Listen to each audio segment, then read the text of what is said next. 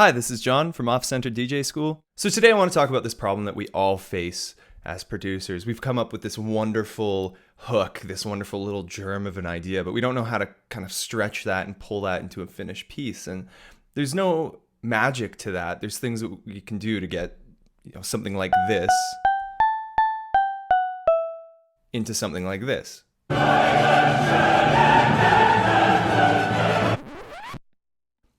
It's a little bit of an arranging thing, it's a little bit of a breaking through writer's block thing, but there are techniques, there are concrete things we can do. It's not witchcraft. And one of the first things we can do is this thing called variation. So let's get into it.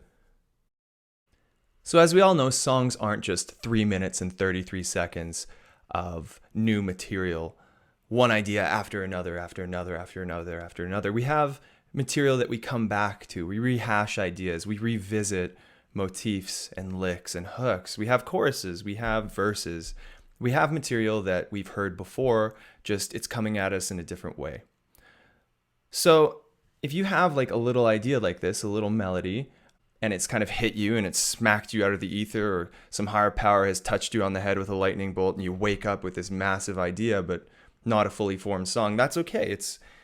Most songs start with just a melody or just a little idea or just a drum beat or a hook, and then we can craft music around that. It's hard to teach coming up with a little idea. That's sort of a special thing. But what is teachable is the craft of creating a song around that. So let's listen to this melody for a sec.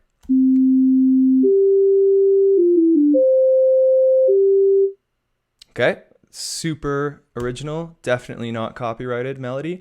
And we kind of want to take this farther. We can loop it if it's a genre that is kind of idiomatic of looping, like hip hop. And then we can add drum fills and bass lines and whatever just to complement this looped material. But we're going to do something else today. We're going to create what's known as variation, melodic variation. And I think the best analogy for this is back in the day, Photoshop or Preview or whatever you were viewing pictures with had these kind of old school graphics where it was flip horizontal or flip vertical or rotate 180 degrees. And, they still have those commands like you can see here, but they don't have those visual kind of little pictures that go along with them. So now that we kind of have MIDI piano roll editing at this point in history, we have a very visual way of looking at melodies. We can see that there's a jump here, a little run down here, another jump, and then a little departure here. When we look at melodies this way, I like to think of it as these kind of Photoshop things. We can flip this melody, we can rotate this melody, we can move it up, we can stretch it out. So let's take our melody from this space-themed conflict drama and do the easiest variation first, which is transposition. To computer musicians like us, it's very natural. We've done it a million times. It's very easy. All you do is select all and use your arrow keys or your mouse to go up or down. Simple, easy. So what starts as might end up as, let's transpose down.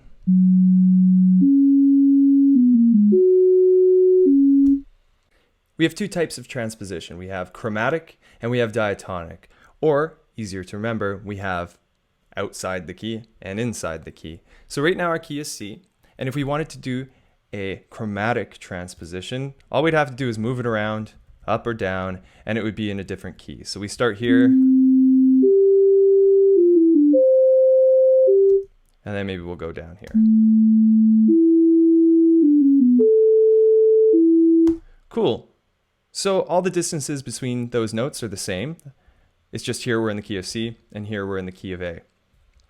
If we wanted to keep them diatonic though, or in the same key, the key of C, and we were working within a song that was all in C and we wanted to have a little bit of variation in the melody, but we didn't want to change the key of the song or have this accidental weird thing where we're in one key in the melody and not in the rest of the song, we could transpose it down, but just move around notes that aren't in the key. So this one isn't in the key of C, it's a black note. We want all white notes.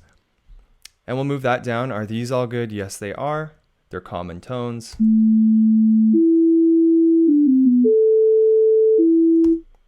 Great. So let's hear them sort of back to back. So here we go.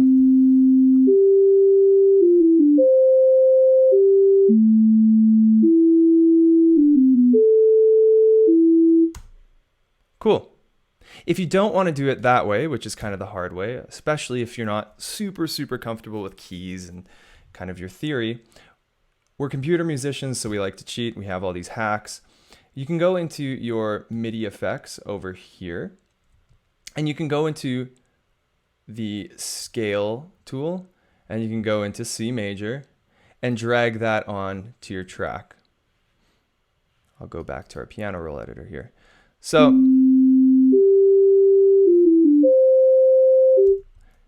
that's our original, and no matter where we drag it, it could have as many black keys as possible.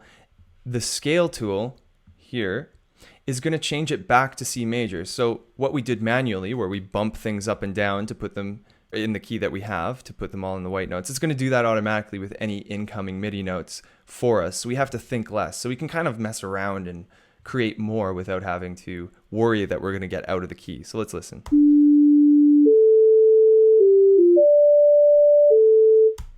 Cool. So it sounds a little weird sometimes because it might bump things. What I think it did is, if we were to do this manually, that's what we're going to hear. And it did that automatically. Yeah, so these are the same note when we move it down. That's why it sounded a bit longer. The scale tool is a really great thing. Even if you're really comfortable with your theory, it's just fast, and fast is good. Retrograde is just another word for reverse. And as computer musicians, we have it pretty easy in terms of using a lot of these transformations and variations. In Ableton, Logic, and whatever DAW you're using, there's usually the capability just to kind of do this automatically. And in Ableton, we see those commands over here. One command in Ableton that doesn't work super great is reverse. So if I were to go and hit reverse, it would get a little bit wacky. We'd have notes under each other, and it's just kind of not what we're looking for. So I'm going to do this manually. So what I'm going to do is I'm going to select all of these guys, duplicate them, or use Command D. And then I'm going to select the new region, and I'm going to hit reverse. So again, it's kind of funny. It's kind of not working, but it's close enough so that it makes my job a little easier moving these around.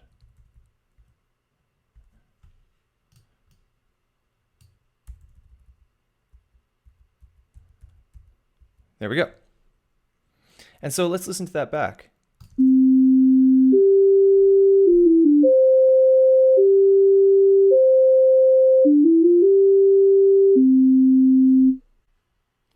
It sort of sounds like this complete idea from using this kind of Photoshop analogy of flipping it horizontally. We have this mirror image that sort of completes itself and sounds whole. If retrograde was our horizontal flip, inversion is our vertical flip. And, unlike retrograde, this works well with Ableton's commands. So I'm going to select all these notes of our melody, and I'm going to hit inverse. And as you can see, they're inverted. Now, unlike retrograde, we have to worry about chromatic versus diatonic like we had to worry about with our transposition. So if we look at these two notes, they're not in the key, they're not on the white keys, we're in the key of C. We want to keep them on the white keys. So we either have to go into our scale tool to make sure that any note played is in C major, or we can just do it manually here and move them up, and now they're both in the white keys. Another thing we should keep in mind is that Ableton is flipping it around its middle axis right here.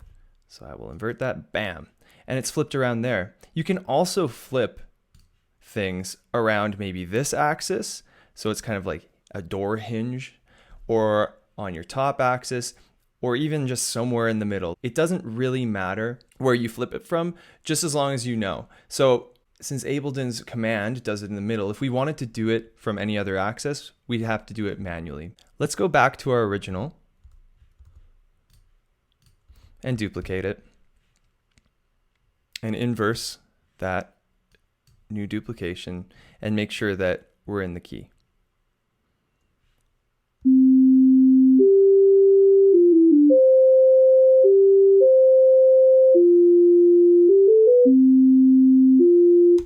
Again, it kind of sounds full circle. It kind of sounds like we have a complete idea here. So those are the big 3 variations, but I'm going to throw out some miscellaneous ones right now. We're going to start with sort of changing the note length. And this isn't changing the rhythm. It's not changing the starting point of the note, but just kind of changing how long the note lasts. I'm going to turn off our monitoring here. So just adds a little more dynamic, a little more variation. It sounds like nothing, but it actually can add a lot of variation within your looping if you don't want to have just pure cold loops that don't change whatsoever. We can also change up the rhythm. We can change the start time of these notes. I'm just going to do it really simply here, and I'll squish this over here. So we'll have a big gap. This can be really cool if you have a bunch of other instruments going on. Another one of my favorites is just squishing it with warp markers. We can just grab our warp marker here, move it in, make it all squishy, or move it out, make it really long. Or we can do that by clean halves by using these macros over here. So that'll make it half of the length, and that'll make it double the length, and it'll be really long. What's really cool is if you duplicate and transpose a little bit, you can create some interesting harmonies, and they did this a lot in medieval times. So I'm just going to duplicate this and toss it down an octave, and I'm going to make it twice as long. I'm going to do the same thing here, duplicate that, throw it up an octave, make it half as long, duplicate it again, and you get these, from one melody, these kind of richer harmonies. So let's hear what that sounds like.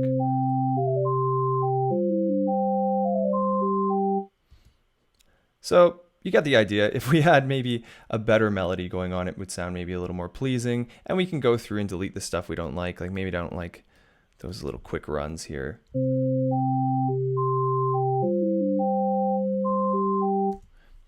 We've been doing one variation at a time, which is really good for creating sibling variations, which is to say we have our original here, and then we duplicate it, and we might do an inversion, and then we take the original again, and we'll maybe bring it over here, and we'll reverse it. These are one variation away from our original.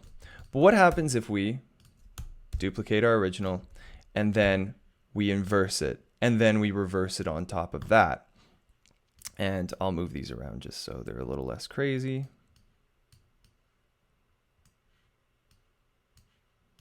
And I don't know.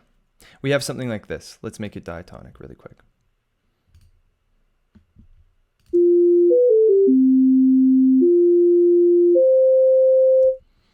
It's pretty far away from our original, and we might be able to use it in a bridge or a reprisal or some drastically different part of the song. This is almost like the MIDI equivalent of resampling and resampling and resampling until you have this totally different sound that still comes from the same world, so it feels like it fits within sort of the content of the song.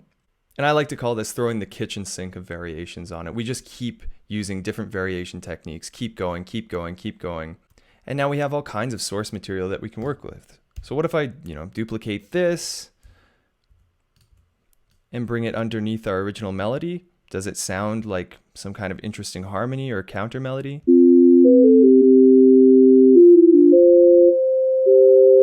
Yeah, I think it sounds pretty cool. It might be kind of in a bridge section or something like that. Did John Williams, the composer behind Star Wars, kind of do this? Let's take a listen.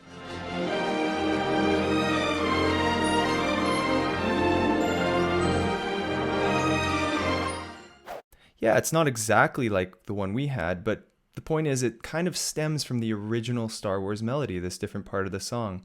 And once you've done all these variation techniques enough, they sort of become second nature. And when you're writing, you write more freely and more stream of consciousness because you're adding variation without actually having to think about it very much, like John Williams. So yeah, that's it for variation right now. Play around with that, have fun. And from Off Center DJ School, we'll see you next time. Bye.